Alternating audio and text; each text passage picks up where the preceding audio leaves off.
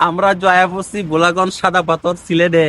এই যে দেখুন পাথর, এই যে নদী, এইদিকে পাহাড়, এইটার নাম হলো বোলাগঞ্জ সাদা পাথর। আরে ভাই মিস কথা কয়ে লাভ কি দর্শকরা, আমরা কিন্তু সিলেট বুলাগঞ্জ সাদা পাথরে আসি নাই।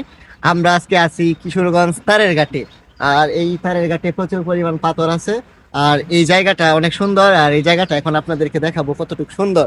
এই তারের ঘাটে আসলে আপনারা দেখতে পাবেন প্রচুর পরিমাণে পাথর, বিভিন্ন সাইজের পাথর সারি সারি আকারে সাজানো আছে পাথরগুলা।